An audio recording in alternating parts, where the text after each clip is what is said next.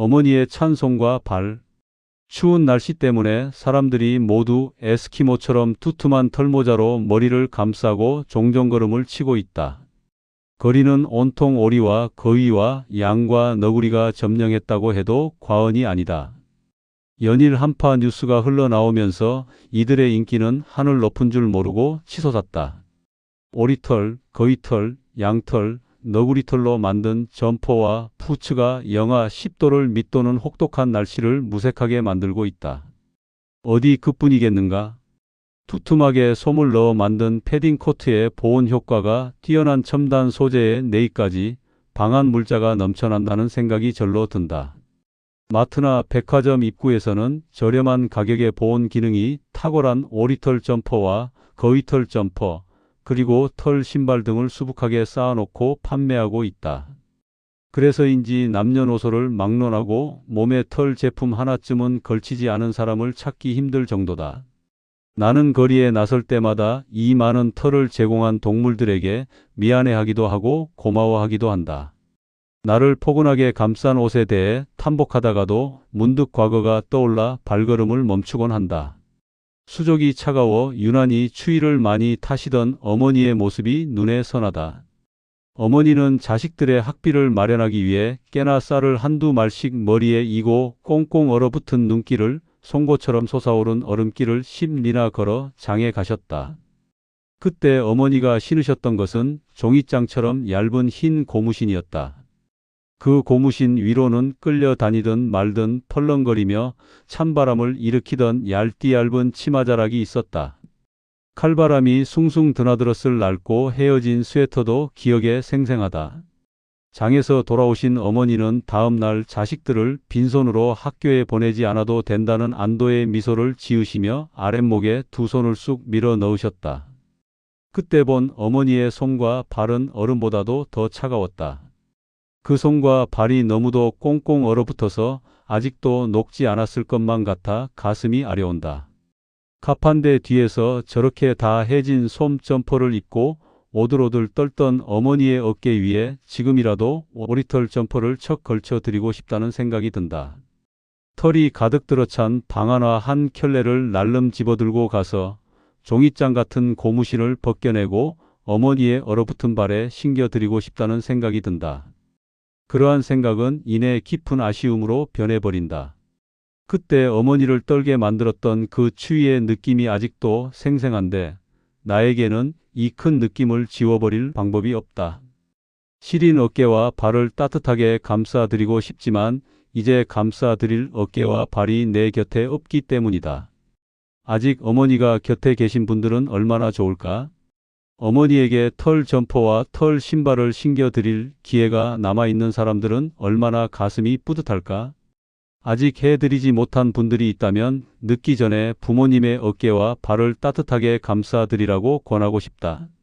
포근한 강보에 갓난아이를 감싸듯이 부모님의 어깨와 발을 따뜻하게 감싸드리라고 말하고 싶다. 그러고 보니 그것이야말로 미루지 말아야 할 첫 번째 일이라는 생각이 든다. 추운 겨울이 지나가기 전에 부모님의 손과 발이 차가워지기 전에 그 온기를 지켜드릴 수 있는 지금 이 순간이 얼마나 귀한 시간인지 깨닫게 된다. 나는 오늘도 거리에서 오리털 점퍼를 입고 걷는 사람들을 보며 생각한다. 저 따뜻한 옷 한 벌이 어머니께 얼마나 큰 선물이었을까? 저 방아나 한 켤레가 어머니의 발을 얼마나 따뜻하게 감싸드렸을까? 그리고 다시 한번 다짐한다. 아직 곁에 계신 분들은 부디 늦기 전에 부모님을 따뜻하게 감싸드리라고. 두 번째 사연. 커피와의 처절한 이별. 얼마 전 회사에서 점심 후 갑자기 배가 아파왔다. 속이 쓰리고 뱃속을 비트는 것처럼 아팠다. 황급히 병원에 가니 위염이라고 했다. 의사는 무심하게 물었다. 요즘 스트레스 받냐고. 나는 반문했다. 요즘 직장인 중에 스트레스 안 받는 사람이 있을까요? 의사는 말했다. 그래도 스트레스 받으면 안 된다고. 적당한 스트레스는 긴장하게 하지만 과도한 스트레스는 사람을 아프게 만든다고. 술, 담배, 커피 같은 자극적인 음식을 피하라고 했다. 그 말에 나는 사형 선고받은 기분이었다. 술? 나는 맥주 한 잔만 마셔도 취한다. 담배? 평생 입에 대본 적도 없다. 하지만 커피를 마시지 못한다는 말에는 가슴이 철렁했다. 커피는 내 삶의 작은 위로이자 엔돌핀이었으니까. 출근하자마자 하루를 시작할 힘을 주는 것도, 상사의 히스테리 후 가슴을 다독여주는 것도, 점심 후 떨어지는 눈꺼풀을 붙잡아주는 것도 모두 커피였다. 내게 커피가 기여하는 공은 무궁무진했는데 하루아침에 마시지 말라니. 나는 의사에게 조심스럽게 물었다. 하루 한 잔은 괜찮지 않을까요? 의사는 단호했다. 안 된다고. 약 먹는 동안은 아예 안 마시는 게 좋다고. 나는 어린아이처럼 말했다. 그래도 커피가 좋은데요? 의사는 날카롭게 대답했다.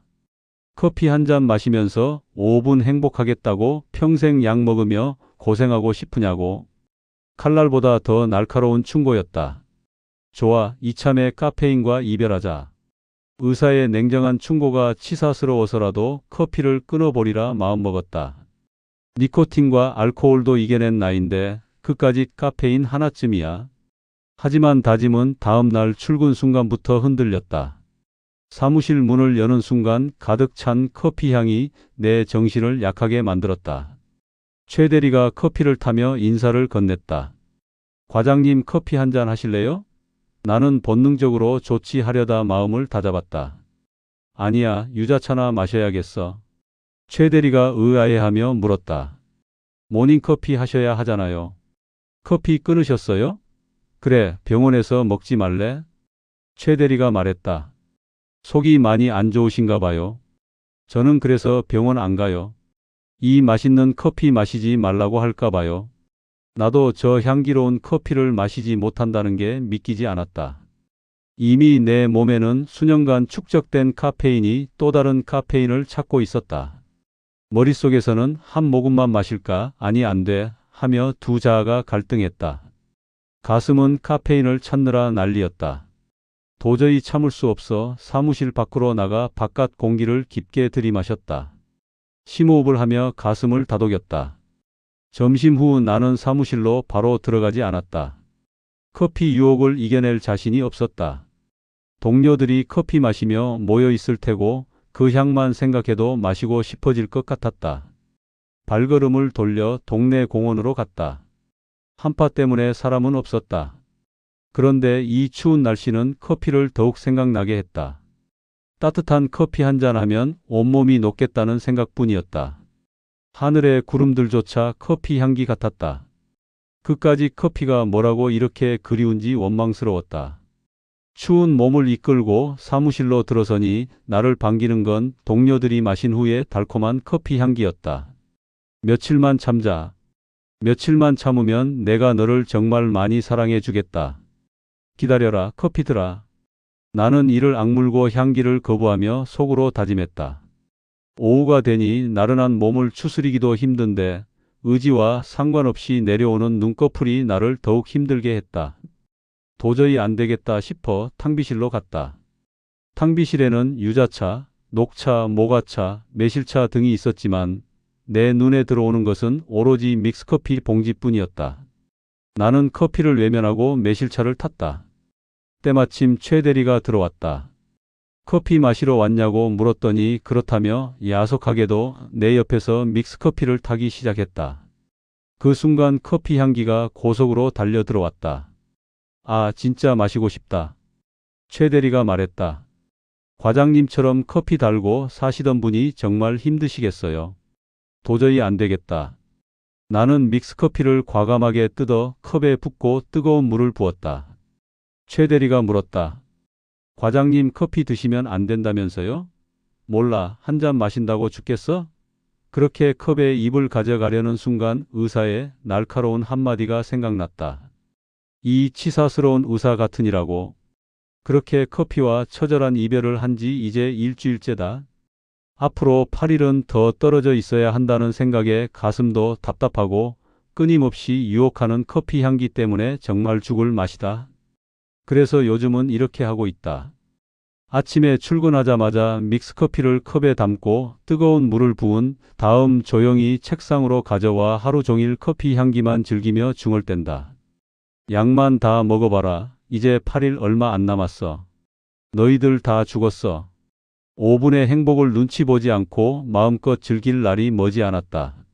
어느 커피 광고에서 커피를 악마의 유혹이라고 표현하더라. 악마처럼 강렬하게 나를 유혹하는데 나도 이 녀석을 외면할 수 없을 것 같다. 세 번째 사연. 운동치에 눈물겨운 도전기. 결혼 10년 차 새 아이의 아빠로 살아가는 평범한 가장입니다. 불의를 보면 참지 못하고 할 말은 하는 성격이고 집안 수리도 웬만큼은 직접 해결하는 제법 남자다운 가장이라고 자부합니다. 딱 한 가지 빼고요. 바로 운동신경입니다. 학창 시절부터 시작된 운동과의 불화. 40평생 살아오면서 운동 쪽으로는 재능이 없다는 걸 학창 시절부터 깨달았어요. 체력 측정 때면 턱걸이를 딱 한 개에서 별명이 한턱이었죠. 결혼 전에 평생의 숙제라고 생각했던 수영을 배워보려고 강습을 등록했는데 다른 사람들은 초급에서 중급으로 척척 올라가는데 저만 계속 물 먹고 허우적댔어요. 진도가 전혀 안 나가더라고요. 그래, 운동 못해도 사는데 큰 지장은 없지 뭐 하며 살았는데 살다 보니 요즘은 운동 잘하는 남자가 대접받는 시대더라고요. 조금 씁쓸했습니다. 아이들이 크면서 아빠로서 해야 할 일들이 늘어났어요. 어느 날 큰딸 학교 가을 운동회에 가게 됐는데 그냥 한쪽에 앉아서 김밥 먹다가 아이 달리기나 응원하고 올 생각이었어요. 그런데 갑자기 아빠 이어 달리기를 한다는 거예요. 즉석 신청을 받는다는 말에 모른 척 가만히 앉아 있었는데 딸아이가 계속 나가달라고 애원하는 바람에 마지못해 참가하게 됐죠. 출발선에 섰고 경기가 시작됐어요. 처음엔 딸아이가 속한 청팀이 앞서더라고요. 열심히만 뛰면 이기겠구나 싶어서 바통을 받고 전력 질주했는데 100팀 아빠가 화살처럼 제 옆을 지나치며 역전하는 겁니다.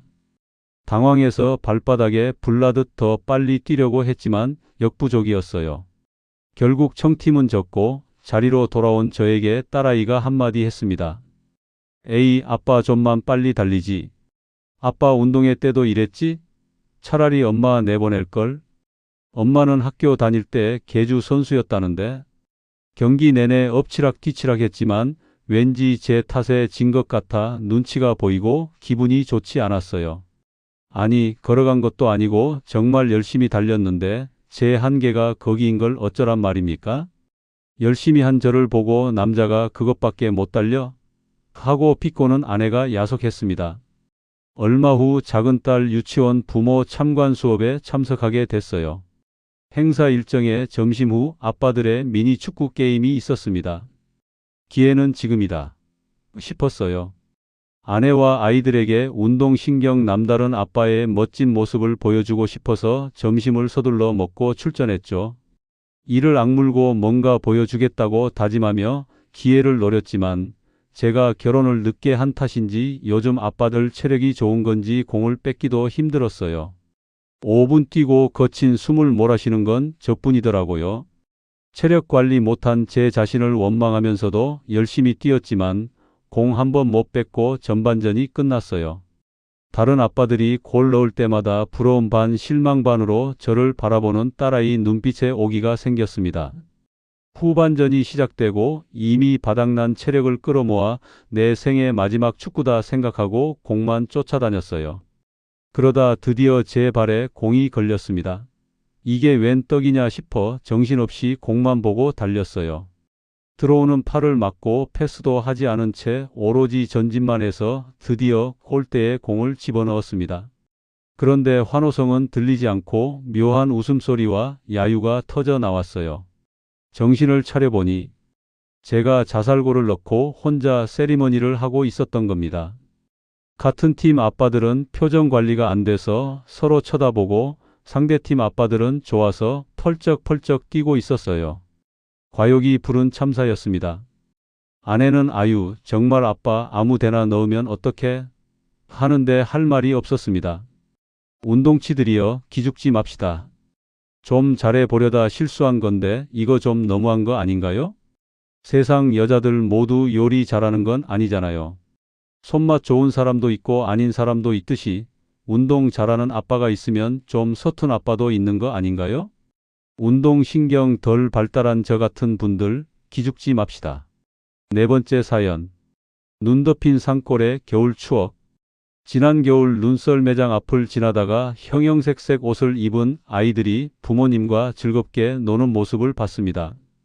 그 순간 제 어린 시절이 떠올랐어요. 저는 깊은 산골 마을에서 자랐습니다.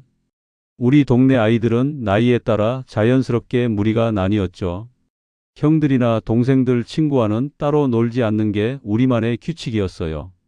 겨울은 유독 길고 추웠습니다. 개울과 노는 꽁꽁 얼어붙어 돌로 쳐도 깨지지 않을 정도였죠. 그곳이 우리의 유일한 놀이터였습니다. 어린아이들은 논에서 썰매를 탔고 저학년들은 두발 썰매로 얼음판 가장자리에서 놀았어요. 우리 고학년들은 중학생 형들과 함께 외발 썰매를 타며 긴 막대기를 휘둘렀습니다. 얼음판에 원을 그려놓고 하루 종일 그곳을 차지하며 놀았죠. 썰매에 질리면 나무 막대로 하키 스틱을 만들어 돌멩이에 크레파스로 색칠한 퍽으로 아이스 하키를 흉내냈어요. 얼음 위에서 축구를 하다 보면 온몸이 땀으로 젖곤 했습니다. 오후가 되면 옷과 양말이 흠뻑 젖었습니다. 개울가에 모닥불을 피워 몸을 녹이고 젖은 옷을 말렸어요. 어린 동생들은 형들에게 잘 보이려고 집에서 몰래 장작을 가져오기도 했는데 우리는 그런 아이들을 칭찬하며 불가의 자리를 내어주었습니다. 어느 날 저는 새 양말을 몰래 신고 나왔다가 젖혀버렸어요. 불가에서 급하게 말리다가 그만 양말이 녹아버렸죠. 아, 이거 큰일이네. 걱정하고 있는데 옆에서 저학년 아이가 다가왔습니다. 우리 누나 바느질 잘하는데요. 그래? 그럼 이거 좀 꿰매달라고 할 수 있어? 저는 주머니에서 사탕 하나를 꺼내주며 빨리 다녀오라고 했습니다. 그 사탕도 어떤 아이가 제게 준 것이었죠. 아이는 신이 나서 달려갔습니다. 옆에서 이 광경을 본 친구는 씩 웃으며 의미심장한 눈빛을 보냈어요. 그런데 그 친구가 갑자기 아, 뜨거워 하며 펄쩍 뛰었습니다. 바람에 날아온 불시에 나일론 바지가 녹아버린 거예요. 남을 비웃다가 자기도 당한 거죠. 또 다른 친구는 머리카락이 풀에 타서 이상한 모양이 되어 놀림감이 됐습니다. 바람이 세게 불면 언덕 위에서 연날리기를 했습니다. 방패연과 가오리연으로 하는 연싸움이 겨울놀이 중 최고였어요. 병을 곱게 갈아 풀과 섞어 연줄에 발라두면 상대방 연줄을 끊을 수 있었죠. 상대 연이 힘없이 떨어질 때의 쾌감은 말로 표현할 수 없었습니다. 저학년 아이들은 초가집 처마에 매달린 고드름으로 칼싸움을 했고 얼음판에서 팽이를 돌리며 놀았어요. 손등과 얼굴은 추위에 얼어 터지고 갈라져 피가 났지만 우리 얼굴엔 항상 웃음이 가득했습니다. 배가 고프면 골짜기 바위 밑에서 개구리를 잡아 구워 먹기도 하고 감나무에 남은 홍시나 나무 열매를 따먹었어요. 중학생 형들이 가져온 고구마를 모닥불에 구워 나눠 먹기도 했는데 욕심내어 크게 베어 물었다가 입천장을 대는 일도 있었죠. 눈이 많이 오면 산토끼를 잡아서 친구 집에서 요리해 먹었습니다. 양말을 꿰매준 그 누나가 요리를 해주기도 했어요. 누나는 제 양말인 걸 아는 것 같았지만 저는 따로 고맙다는 인사를 하진 못했습니다. 어느 날은 그 누나가 팥이 가득 든 찐빵을 만들어줘서 맛있게 먹었던 기억도 납니다. 동네 큰형들은 높은 산에서 직접 만든 나무 스키를 타고 눈먼지를 날리며 내려왔는데 구경하던 사람들 모두 감탄하며 환호했어요. 중간에 넘어지거나 다치는 일도 있었지만 정말 멋진 구경거리였습니다. 동네 어른들은 마을 회관에서 꿩만두 잔치를 열었고 특히 멧돼지를 잡은 날엔 주변 마을 사람들까지 모여 큰 잔치가 벌어졌죠. 겨울이 끝날 무렵이면 윗마을 아이들과 가장 깊은 계곡에서 얼음배 싸움을 했습니다. 작년엔 졌기 때문에 이번엔 꼭 이기려고 작전을 세웠어요. 먼저 장대를 가벼운 대나무로 만들었고 얼음배는 동네 형들 조언대로 둥글게 만들기로 했습니다. 싸움 날이 되어 우리는 큰 톱으로 얼음배를 만들어 대기했습니다. 곧 윗마을 아이들이 긴 장대를 메고 나타났어요. 5명씩 타기로 약속하고 각자 돌멩이 5개씩 준비했습니다. 고등학생 형이 호각을 불자 일제히 함성을 지르며 싸움이 시작됐습니다. 처음엔 굵고 긴 장대를 가진 윗마을 팀이 우리를 밀어붙였어요. 우리는 간격을 유지하며 균형을 잡은 뒤 전력으로 반격했지만 우리 배 한쪽이 깨지며 2명이 물에 빠졌습니다. 사기가 오른 윗마을 아이들이 재차 공격해 왔습니다. 우리는 일단 후퇴하기로 했어요. 윗마을 아이들은 우리를 쫓아오다가 무거운 장대 때문에 지쳐서 기운이 빠진 것 같았습니다. 지금이다. 밀어붙이자. 우리는 가벼운 대나무 장대로 힘껏 밀며 돌멩이 공격을 시작했습니다. 그 공격으로 윗마을 배가 2동강나며 3명이 물에 빠졌어요. 우리 편은 3명, 윗마을은 2명이 남았습니다. 다시 공격해오는 윗마을 아이들을 살짝 피하다가 제가 대나무 장대로 그들의 얼음배를 뒤집어 버렸습니다. 균형을 잡으려던 2 아이 모두 물에 풍덩 빠지고 말았죠. 구경하던 아이들이 환호했습니다. 드디어 작년의 패배를 설욕한 겁니다. 우리는 저학년 아이들을 앞세우고 승리의 노래를 부르며 마을로 돌아왔어요. 윗마을 아이들은 축 처진 모습으로 자기 동네로 갔습니다. 그날 이후 동네 대항 얼음배 싸움은 위험하다는 어른들의 야단 때문에 더 이상 열리지 않았습니다. 그때는 정말 즐겁고 신났습니다. 온 산골을 누비며 놀았죠. 눈썰매장에서 작은 손으로 눈뭉치를 던지며 노는 요즘 아이들이 제 이야기를 들으면 과연 이해할 수 있을까요?